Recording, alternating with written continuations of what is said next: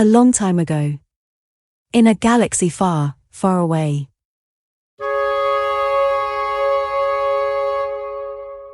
Star Wars.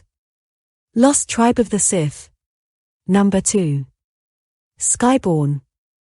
By John Jackson Miller. Read by Decade Bird Publishing.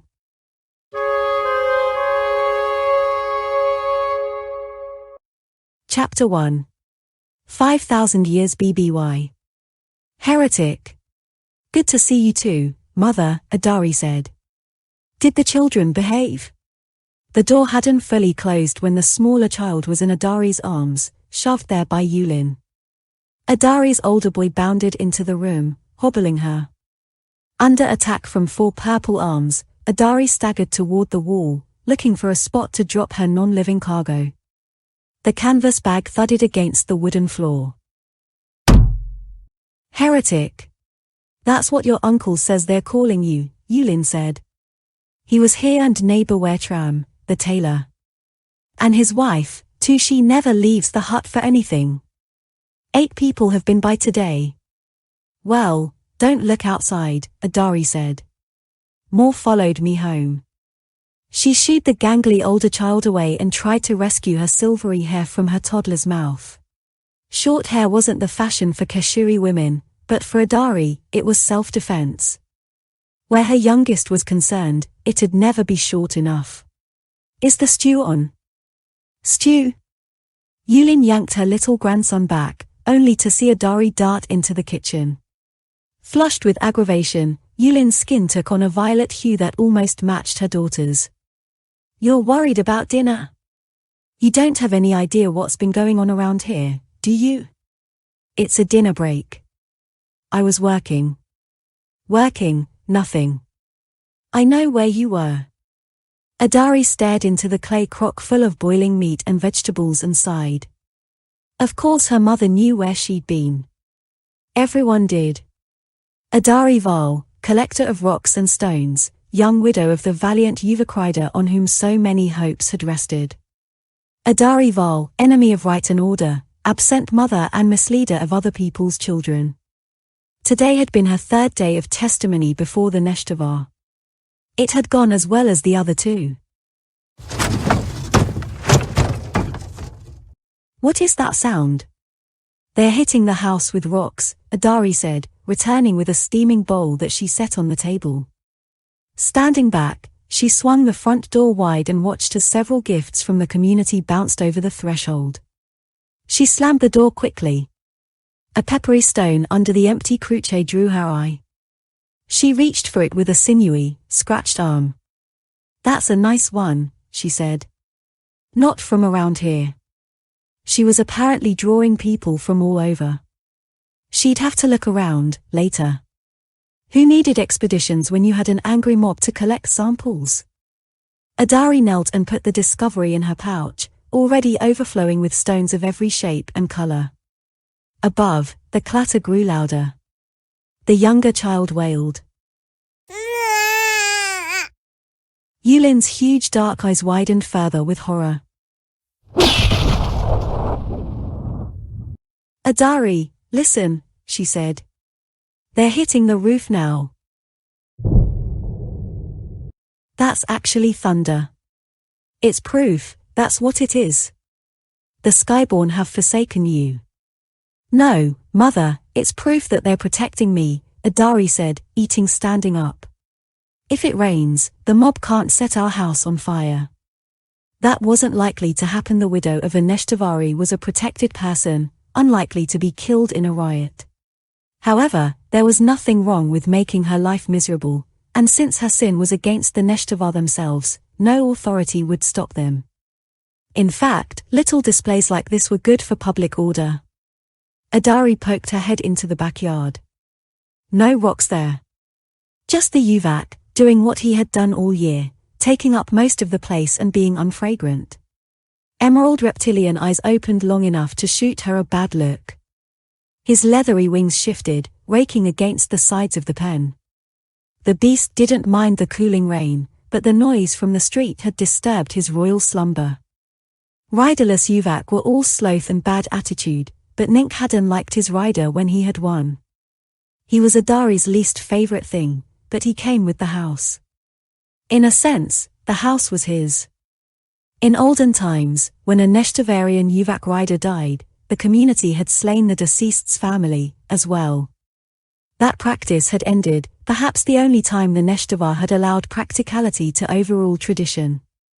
Yuvak were precious, temperamental, and attached to their riders. Stabling them with the dead riders' survivors often kept the beasts sane enough to be useful for the breeding market.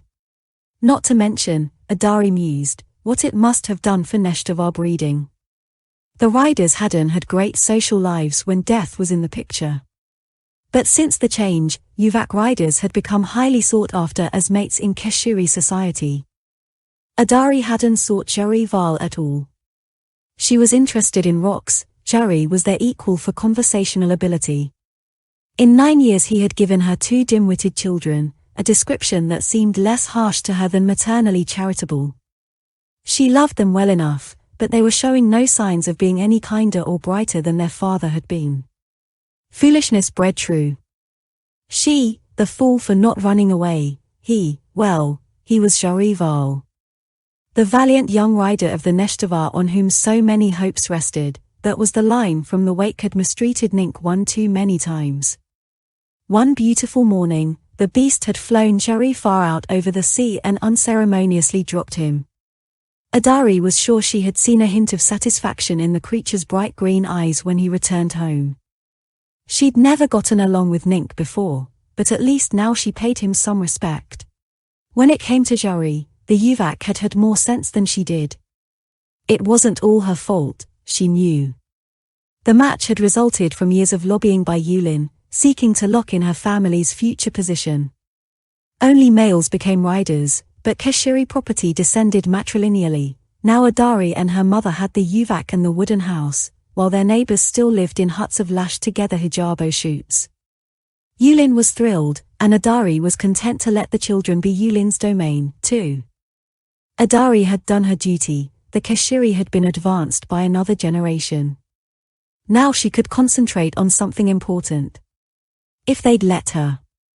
I have to go back, she said, lifting her younger son from his work destroying the dinner table.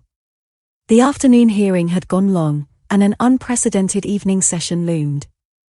I knew you'd do something like this, Yulin said, her gaze piercing her daughter's back. I've always said all that digging around in the filth would do you no good. And arguing with the Neshtavar. Why do you always have to be right? I don't know, Mother. But it's something I'm going to have to live with. Adari said, handing off the dripping toddler. A smeary imprint remained on her tunic. No time for a change. Try to get Torna and Finn to actually sleep tonight. I'll be back.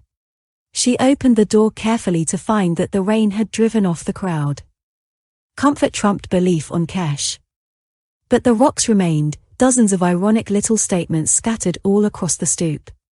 If the hearings lasted any longer, she wouldn't have to do any more field research for the season. Everything she needed would be on her doorstep.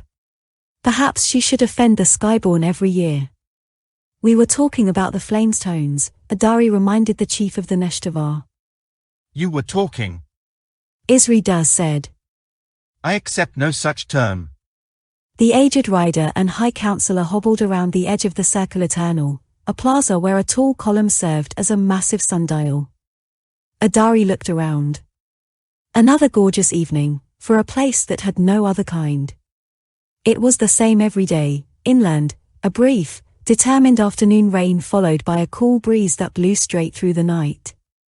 But now half the village had foregone real entertainments to watch a bald, bloodless man harangue a young woman. There are no Flamestones, he said, gesturing to a pair of crimson rocks on a pedestal beside the central column. I see here only normal stones of Kesh, as you might find on any hillside. Adari coughed. You have something to say? I'd better not. Adari looked up from her seat in the sandy clearing and then around at the glaring listeners.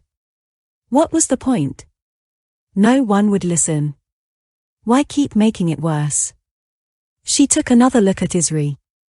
This lavender wraith was the man who had eulogized Shari. What did he know about anything? What business did the Neshtavar have telling anyone what to think, just for convincing a few lazy animals to take them for rides now and again? Fine, she thought, rising. These'll be 2 fewer rocks they can throw. She took a stone from the pedestal. The scholars of Kesh have collected stones from every part of this continent. We record what we find. We compare. This rock came from the foot of the Sessal spire, on the southern coast. The spire created this stone, from the flames it holds inside. And this, Adari said, picking up the other rock, was found right here outside the village, buried in the riverbed. The stones were identical. Now, the mountains ringing our plateau aren't smokers, what we call volcanoes, at least, not now. But this rock being here suggests they might once have been. This whole continent, in fact, might have been created by them. Heretic. Is my mother here? Adari craned her neck, scanning the crowd. Someone tittered. Isri took the stones from her and rustled along the perimeter of the audience. You say these stones came from below? He said, the horrible word dripping from his tongue. And created all that is Kesh. Then, and now. The smokers are building more land all the time. But you know that all that is Kesh came from the Skyborn. Isri said, jabbing his cane in her direction. Nothing can be born of Kesh and you. She knew, every child knew. The Skyborn were the great beings above, the closest thing the Kesh had to deities. Well, there was something closer. The Neshtavar, as the self-proclaimed sons of the Skyborn, might as well have been the Skyborn as far as life on Kesh was concerned. Keshiri faith was vertical, high was mighty. The elevated were venerated. It was Isri's Yuvak riding group that, ages before, had brought down from the lofty oceanside peaks the wisdom of the great battle of creation. Riding colossal Yuvak of crystal, the Skyborn had fought the other side in the stars. The battle raged for eons, with the other side enduring the Skyborn before being defeated. Drops of Skyborn blood fell upon the roiling black seas, forming the land that birthed the Keshiri people. Adari wondered about the biology of a gigantic, sander-blooded race, but the Neshtavar notion had something going for it. The Keshiri's few maps of the land looked as if one of her kids had spilled something on them. Long ridged peninsulas spattered in all directions from a cluster of plateaus, forming enormous, often unwalkable coastlines and fjords enough for the Keshiri to harvest marine life forever. Farther up the many rivers to the plateaus, farmers drew even more from the rich soil. The Keshiri numbers were both vast and well-fed. About the other side, Adari found the Neshtavar were incurious to a fault. That which opposed the Skyborn meant death, sickness, fire, rebellion, in no particular order, when it wasn't taking mortal form in accordance with the storyteller's needs. The other side came from below, another element in the message of vertical faith. And that was all there was to say. Given the elders' devotion to the Skyborn, Adari was surprised they hadn't hammered down who or what the other side was. But then, if they had, they'd have come up with a better name. Which wasn't stopping Isri from invoking it repeatedly as he railed at her. Your words glorify the other side, Adari Val. It's why you are here. You are here for preaching. Teaching. Telling these lies about the great battle to your acolytes. Acolytes. They're students. She searched the crowd for familiar faces. Her students had ducked out the day before when things had gotten rough, but some of their parents were here. You, Ori Daran. You sent your son to the scholars because he wasn't any good at the mill. And where Tram, your daughter. Everyone here in Tav, do you think the village is going to fall into a hole because I talk to your children about some rocks? It very well could. Isri grabbed his cane from its spot by the pedestal and shook it. This land was a part of the living Skyborn. Do you think they do not hear you? When the ground quakes, when the smokers burn, it's their remnant acting in sympathy with their wishes. Their wishes that we honor them and hate the other side. This again. I know that's what you think, Adari said, searching for slow, even tones. I don't pretend to know what forces work the world. That's clear. But if disagreeable words caused the world to shake, Kesh would rock every time husbands and wives quarreled. She inhaled deeply. Surely, the Skyborn have more important affairs than to police our own little disagreements. I know they do. Silence. Adari looked around. Dark Keshiri eyes, once aimed at her, pointed down and away. She'd won a few, that time. Maybe not enough to let her keep her job, but enough that she could keep collecting.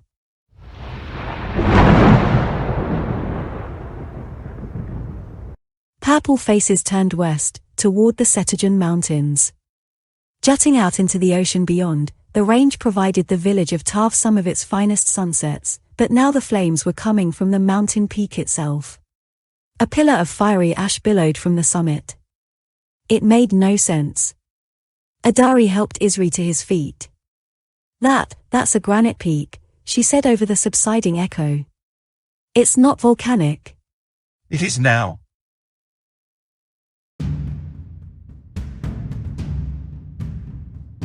Chapter 2. A rock was a simple thing, but as her grandfather had told her, by simple things, we know the world. Adari had never felt shame for all those hours she'd spent searching the creek beds, or for finding more of interest in the shards of a shattered stone than in her children's first words. She was teaching them, but the rock was teaching her. Now, thanks to a simple rock, she was seeing more of the world than ever before, from high above, clinging to the broad back of Nink. It was an unlikely position for either of them, but she'd been in it for most of the night and part of a day. Her first UVAC flight. It wasn't by choice. The hours after the explosion on the mountain hadn't gone that badly, she thought. Audience members at the hearing had fled to their homes. She'd done the same after Daz and his cohorts left together, quibbling over signs and portents. By the next morning, however, the mood of the town had changed.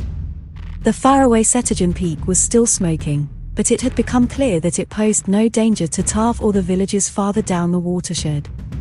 It was safe for everyone to go outside, out to Adari's front yard, to express their feelings about her faithless words and the smoldering addition to the skyline they had caused. The Skyborn did listen. What other proof was needed? If the Keshiri couldn't silence Adari Val, they'd at least make sure their voices were louder than hers. They'd been doing a good job of it when Adari sent Yulin and the kids out to take refuge at her uncle's place. The growing crowd, still pelting the house with rocks, had parted to let the innocents leave. But the mob had stayed straight through the afternoon rain, and by sunset, the Neshtava themselves were outside, their UVAC tethered safely away from the throng. By the time Isri Daz had hobbled up the steps to pound on her door, Adari had seen the first torches lit outside. That had been enough for her. The torches could have been for light, but they might have been for something worse.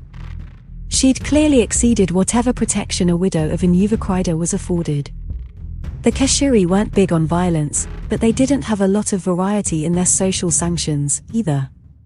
Judging that it didn't look like a banishing kind of crowd, Adari had turned in desperation to her own backyard, and that least liked portion of her legacy, Nink.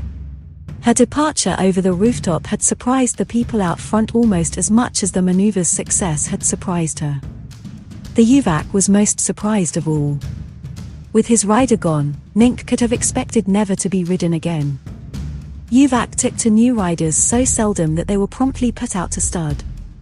Awakening to Adari trying to clamber aboard his fleshy back, Nink could have done anything, gone anywhere. He went up. She had spent the rest of that night alternately screaming and dodging pursuit by Neshtava flyers. The latter feat was made easier by Nink's insistence on soaring far out over the ocean. Those had been the worst moments for Adari, who knew the animal's past. But something on the UVAC's part, perhaps curiosity, kept him from sending her to Jari's grave.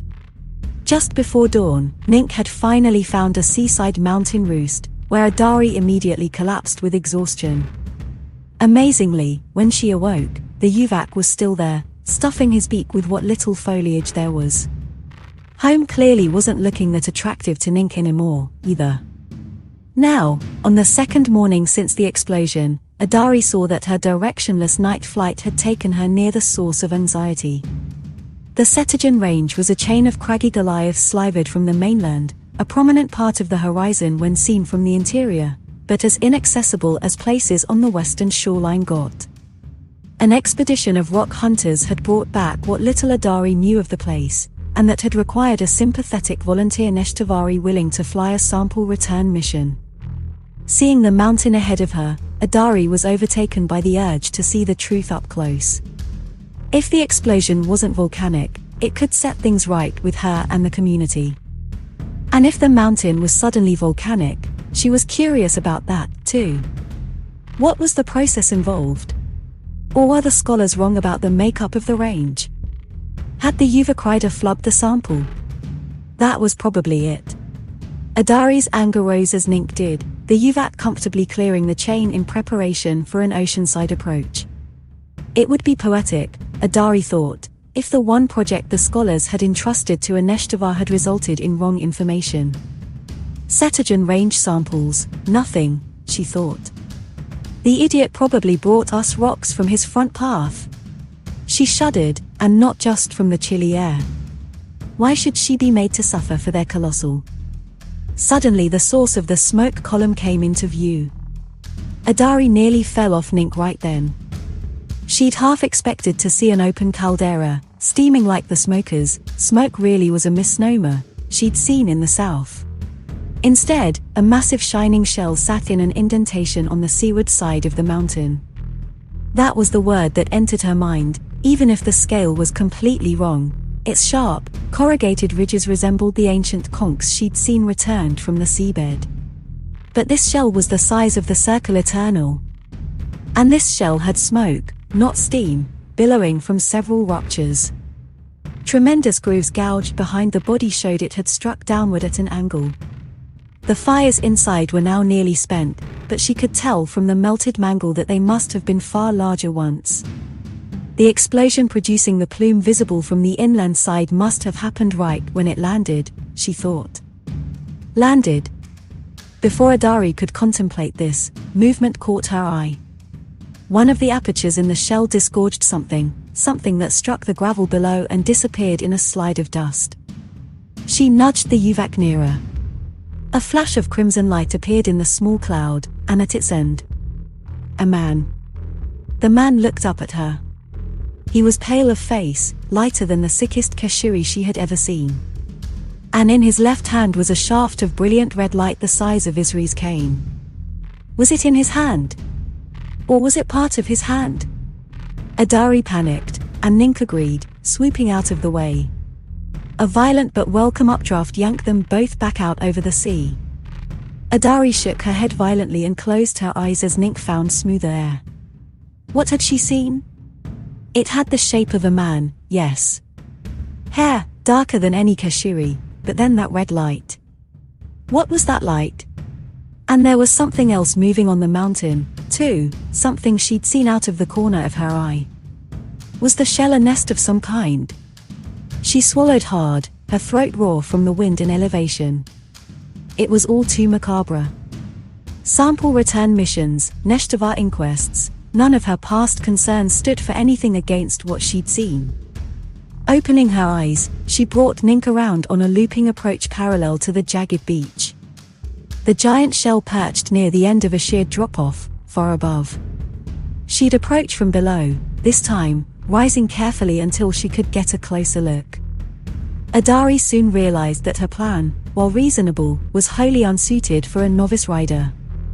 Nink strained against her, taking her on a spiraling route to the top that wrenched her stomach. Dizzy, she fought to keep her eye on the cliff top. The figure from before was there, without the bright red light. But holding something else. Something whizzed past, hurtling downward at such speed that Nink withdrew his wings in fear.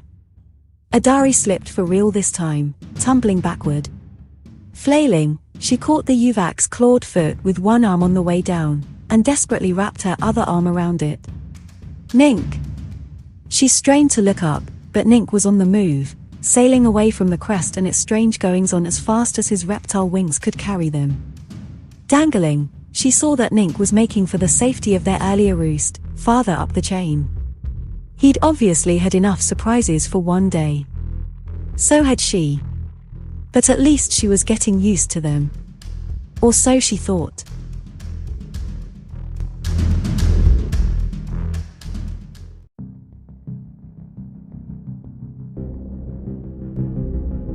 Shortly before the sun slipped behind the western ocean, she watched the last wisps of smoke disappear from the mountaintop. Adari didn't think Nink could be coaxed up there again before her water pouch ran out. The dried Brecker beets were already gone. She'd left so quickly she hadn't restocked her expedition pack. Now, sitting on a ledge and watching the sunset, she drew an invisible continent on her knee, wondering how far she would have to fly to reach any settlement that had not heard of her plight. There probably wasn't such a place. The Neshtavar weren't just the peacekeepers and lawgivers, they were the communications system that made far-flung Kesh one world. Circuit riders would have already spread the word from Tav to the elder riders in each village. She had escaped, but freedom was no deliverance for her. Deliverance. The word reached her on the wind. It wasn't even a word, really, not one she had heard before. A strange, melodic combination of syllables that meant nothing to her ear. Yet her mind recognized it as a familiar concept, deliverance. Instinctively, she looked back toward the mysterious peak, drowning in shadow. Lights winked in the darkness near its massive base. Fires, but not the uncontrolled fires that must have been present at the mountaintop. These fires had been set. Adari sprang to her feet, losing her water pouch over the edge. The Neshtavar. They'd hunted her here, and they'd camped, and in the morning, they'd find her. They wouldn't wait to find out what she'd seen atop the mountain, not when she'd compounded her crime by daring to fly Nink. A breeze was blowing to the sea from the direction of the mountain. Cool, calming. Deliverance, came the word again. Another feeling followed, complex and emphatic. We are yours, and you are ours. Adari blinked back bewildered tears and stepped toward the sleeping Yuvak. The wind rose again. Come to us. She'd been wrong to come here. The sky had told her to, but it didn't seem like any kind of deliverance Adari knew. Her nose crinkled at the stench. The gully was dark, but it was clear something awful had been burned there. Even the sulphurous pits of the south weren't this bad. She looked back at Nink, yawning in the woods and unwilling to follow her father. Wise animal. The active fires were ahead, through trees over the hill. Air caressed her as she crept up. Whatever they were burning, it wasn't what was in the gully. In the clearing below, Adari saw them, people. As many people as had been at her final hearing, only gathered around multiple campfires. She again thought of the Neshtavar lying in wait for her. If so, then her arriving on foot was probably for the best. She strained to make out their voices as she approached. She recognized one, but not his words. She crept closer, and left her feet entirely, hurtling toward a tree. Flailing, Adari slammed hard against it, collapsing breathlessly at its base. Figures rushed at her from the shadows. Scrambling, she saw them, their bodies illuminated not by the fires, but from stalks of magenta energy emanating from their hands, just like she had seen before. She tripped over a root. No! She never hit the ground. An unseen force yanked her through the maze of figures, depositing her abruptly before the largest bonfire. Rising, her back to the flames, she looked at the advancing wraiths. They were people, but not like her. Not purple, but beige, brown, red, and more, every color but what they were supposed to be. And some faces weren't like hers at all. Tiny tentacles wiggled on red jowls. A fat, leprous figure, twice as bulky as the rest and with a hide like Nink's, stood behind them all, grunting gutturally. Adari screamed, but they weren't listening. They were all around her now, man, woman, and monster, shouting gibberish. She mashed her hands to her ears. It did no good. The words were digging past her ears. Digging at her mind. Mental pinpricks became knives. Adari reeled. The strangers surged forward physically and ethereally, pushing, scraping, searching. Waves of images flashed before her, of her sons, her house, her people, everything that was Adari, everything that was Kesh. She still saw mouths moving, but the cacophony now boomed inside her head. Words, meaningless words. That somehow began connecting with familiar impressions. As with the breeze before, the voices were alien, but she could feel the sounds coalescing around rational thoughts. You are here. There are others. There are others. Bring them here. Take us there. Bring them here. Adari spun, or all of Kesh did. Above her, the group parted for a new arrival. It was a woman. Darker skinned than the others, she held a baby tightly swaddled in a red cloth. Mother, Adari thought against the clamorous assault. A sign of hope. Mercy. Bring them here. Bring them here. Bring them here. Adari screamed, writhing against the unseen claws raking at her. The others were holding back. The woman above was not. Adari reeled. She thought she saw the veined wings of Nink, flying overhead and away. A hand appeared on the mother's shoulder from behind, drawing her back. The din faded from Adari's mind. She looked up to see Jari Val. No, she realized, as her teary eyes focused. Another of the strangely clad figures, but short and stocky like her husband. She had once imagined Jori at the bottom of the sea, his rich mauve color drained. This man was paler still, but his dark shock of hair and reddish-brown eyes gave him a confident, compelling look. She had seen him before, on the mountain. She had heard him before, on the wind. Corsin, he said, simultaneously in her mind and with a voice as soothing as her grandfather's. He gestured to himself. I am called Corsin. Blackness closed around her.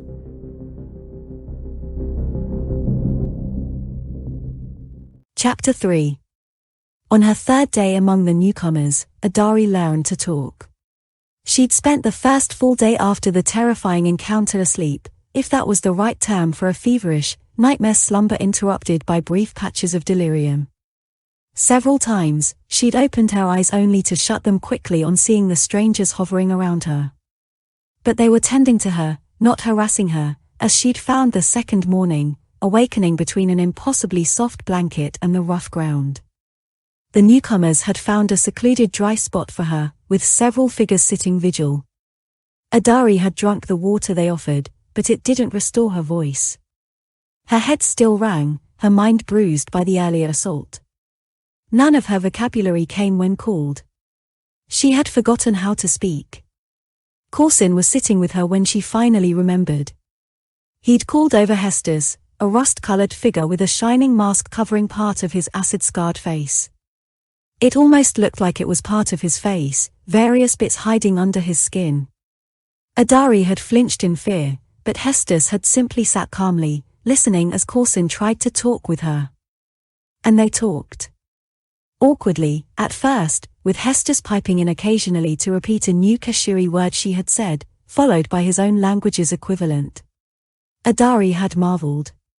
The Kashiri words Hestus spoke sounded exactly like what she'd said, in her own voice, even. Corsin had explained that Hestus's special ear gave him that talent, helping to speed along the exchange of information. Adari was interested in that exchange, but most of the information had gone the other way. She gathered that the people Corsin led had indeed come from the silver shell, and that it had somehow fallen from the sky. It was also clear that, powerful as they were, they had no means of leaving the mountain now, isolated as it was by water and forbidding terrain. Corsin had listened with interest as she spoke about Kesh and the Kashiri, of Uvak and villages on the mainland. She'd mentioned the Skyborn only once, before stopping in near embarrassment. She didn't know who the newcomers were, but she felt abashed bringing it up. Now, on the third afternoon since her arrival, Adari was speaking comfortably with the newcomers, and had even picked up some words in their language herself. They were something called Sith, and Corsin was human. She repeated the words. You're a good listener. Corsin said, encouraged. He said others had worked with her as she slept, he did not say how, to try to improve communications. Now they were progressing quickly, and it was not all their doing. Even overwrought, Adari remained sharp. Our immediate concern, Adari Val. Corsin said, emptying a glistening pouch of powder into a cup for her. Must be to reach the mainland. There wasn't food or shelter enough for his people here, and the mountain had sheer drop-offs to the sea below. Her UVAC might have provided an exit for someone, but Nink, as fearful of the newcomers as he was of the mountain's native wildlife, had spent the last few days far out of reach, above. Drinking the broth, it was filling, not unlike her mother's stew, she thought. Adari wrestled with the problem. Nink might come when she called, but only if she was standing in the open, alone. She could fly to land and return with help. I couldn't take any riders, though. Nink might not appear if she was accompanied, and a novice rider could never carry a passenger in any event. I'd have to go alone. But I'd return as soon as I could. She will not. Adari knew the voice before she even looked up. The screamer. The mother of the small child charged toward the smoldering campfire. She will abandon us. Corsin rose and took the woman aside. Adari heard heated words exchanged, unfamiliar ones. But in bidding the woman away, he spoke words Adari did recognize. We are her deliverance, and she is ours. Adari watched the woman, still glaring at her from afar. She doesn't like me. Seela? Corsin shrugged. She's concerned over her mate, lost from the crash site. And with a child, she's anxious to leave this mountain. He smiled, offering to help Adari stand. As a mother, I'm sure you understand. Adari gulped. She hadn't mentioned her children. She'd barely even thought about them since she arrived among the newcomers, she realized. Shaking her head in guilt, she revealed something else, that the Kashiri might not listen to her. Corsin seemed unsurprised, and unruffled. You're smart, Adari. You'll make them listen. He gently wrapped her shoulders with the azure blanket she'd slept beneath. Keep this. The sun's setting soon. It could be a cold ride. Adari looked around. Seela stood in silent fury, unmoved from before. The others Corsin had introduced eyed their leader nervously. Red tentacle-jowled Rovilan exchanged a worried look with Hestus. Adari looked around. Seela stood in silent fury, unmoved from before. The others Corsin had introduced eyed their leader nervously. Red tentacle-jowled Ravelan exchanged a worried look with Hestus. Even the hulking Gloyd, who, despite his brutish appearance, was clearly Corsin's greatest ally here, shifted uncomfortably. But no one barred her from leaving their campsite. When a strong hand did stop her at the edge of the clearing, she was surprised to see whose it was, Corsin's. About the Kashiri? Corsin said. You told us about Tav, your town, it sounds a good size. But how many are the Kashiri? How many Kashiri are there in all, I mean? Adari answered immediately. We're numberless. Ah. Corsin said, his posture softening. You mean they have never been counted? No, Adari said. I mean, we don't have a number that large. Corsin froze, his grip on her arm tightening. His dark eyes, slightly smaller than a Kashiri's, focused on the wilderness beyond. She'd never seen him unnerved. If this was it, it lasted less than a second before he stepped back. Before you leave, he said, finding a tree to lean against. Tell me what you know about the Skyborn.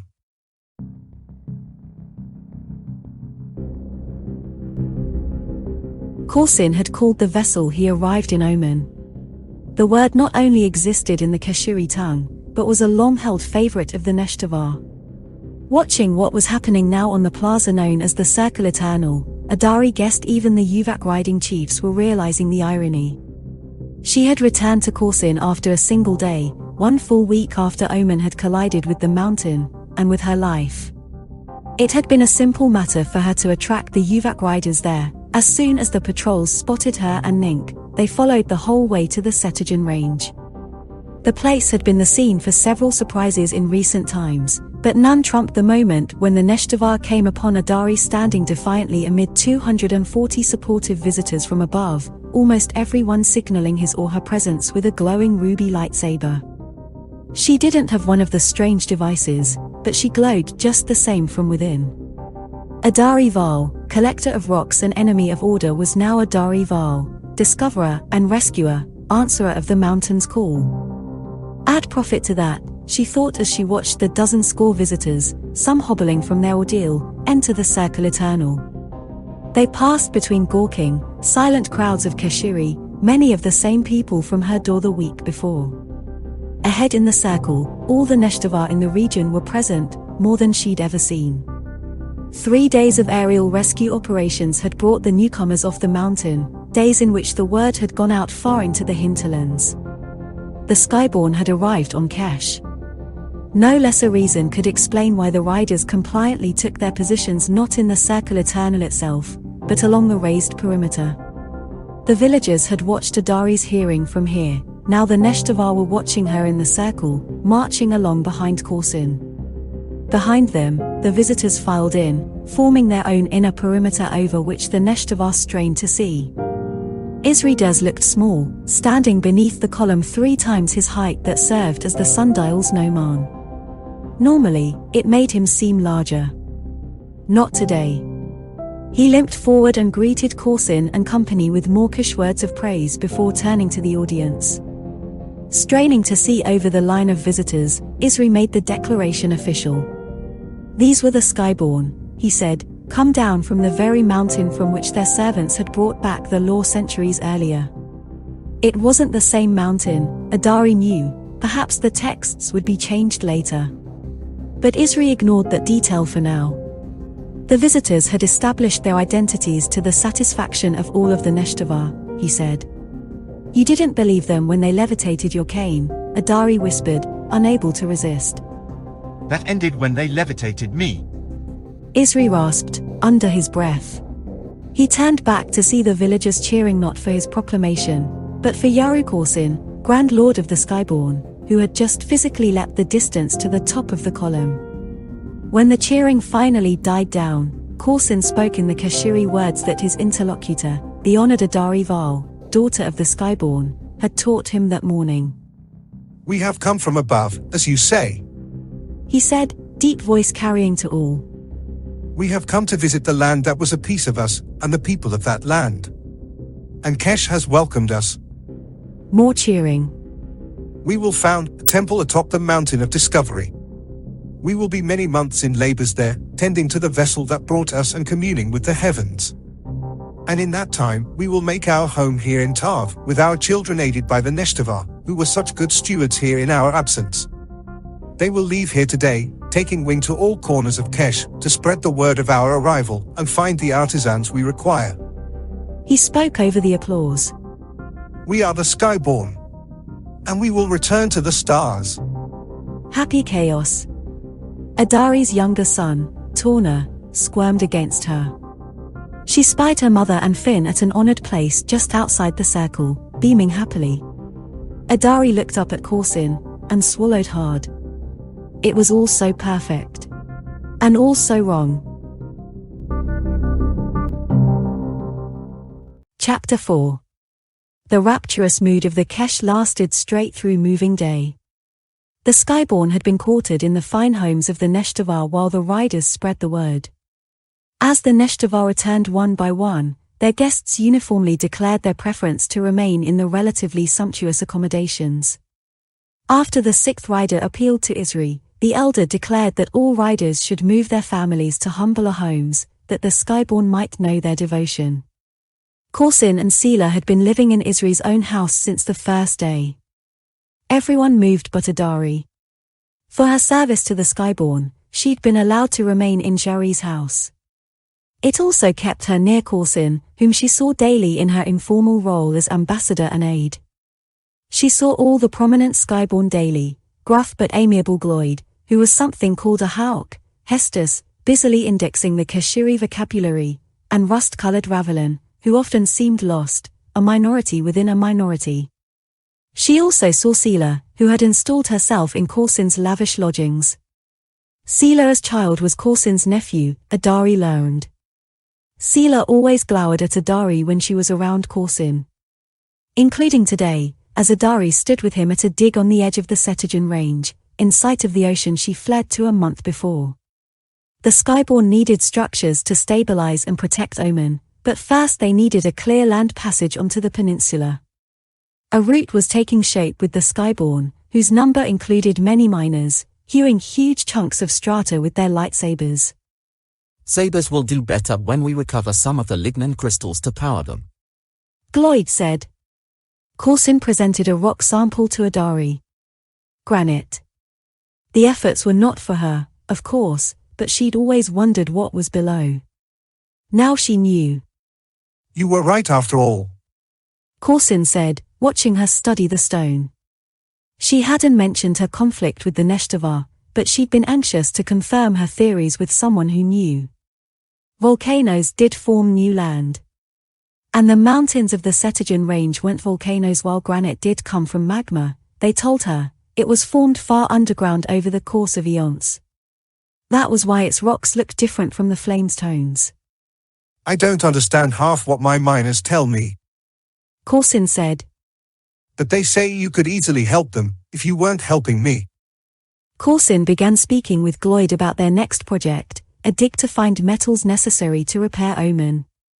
Adari started to interject when she saw Seela orbiting. Adari shuddered as the woman passed from sight. What had Adari done to earn such hatred? She's not staring at me, Adari realized. She's staring at Corsin. I saw you, Adari blurted to Corsin. What? I saw you a second time on the mountain, that day. You threw something over the side. Corsin turned from his work. He gestured, and Gloyd stepped away. I saw you throw something, Adari said, swallowing. She looked down at the ocean, crashing against the cliffs. I didn't know what, until you sent me to return to the village. Corsin stepped warily toward her. Adari couldn't stop talking. I flew down there, Corsin. I saw him below, on the rocks. He was a man, she said, like you. Like me? Corsin snorted. Is he still there? She shook her head. I turned him over to look at him, she said. The tide swept him away. Corsin was her height, but as she shrank, he loomed. You saw this, and yet you still brought the Neshtavar to find us. Adari froze, unable to answer. She looked at the rocks, far below, so like the ones farther up the range. Corsin reached for her as he had before. And drew back. His voice softened. Your people turned on you to protect their society. You were a danger? How did he know? Adari looked up at Corsin. He looked less like Shari all the time. I believed something they didn't. Corsin smiled and took her hand gently. That's a fight my people are familiar with. That man you saw, he was a danger to our society. But he was your brother. Corsin's grip tightened for a moment before he let go altogether. You are a good listener, he said, straightening. The fact wouldn't have been hard to learn. Yes, he was my brother. But he was a danger, and we had dangers enough when you found us. He said. He looked deeply into her eyes. And I think this is something you know something about, Adari. That same sea took someone from you, too. Didn't it? Adari's mouth opened. How? Shari had died there, but the Neshtavar would never have told Corsin. Speaking of a rider's fall broke their greatest taboo, falling was being claimed by the other side. No one had seen it happen, save for Nink, and the all-seeing Skyborn. Corsin was either a mind reader, or he was who he said he was. Her words barely came out. It's not the same. You pushed that man. I didn't have anything to do with what happened to my. Of course you didn't. Accidents happen. But you didn't mind that he died. I can see it in you, Adari. He was a danger to you, to the person you're becoming. Corsin's bushy eyebrows turned up. You're glad he's gone. Adari closed her eyes. Putting his arm around her shoulder, Corsin turned her toward the sun. It's all right, Adari. Among the Sith, there is no shame in it. You would never be what you are today with him keeping you down. Just as you'd never be what you're going to become with Isri Des keeping you down. At the name, Adari's eyes opened. The sunlight dazzled her, but Corsin wouldn't let her turn away. You were afraid of us. And afraid when you saw the body. You knew we'd die on the mountain if you didn't bring help. Yet you brought the Neshtavar anyway, because you thought we could help you against them. He released her. Adari looked blankly at the sun for another moment before looking away. Behind her, Corsin spoke in the soothing tones he'd used when his voice had first reached her on the wind. Helping us interact with the Keshiri is not just about helping us, Adari. You will learn things about your world that you never imagined. He turned over the rock in her hand. I don't know how long we're going to be here, but I promise you will learn more in the next few months than you have in your entire lifetime. Than any Keshiri has. Adari shook. What? What do you? A simple thing. Forget what you saw that day.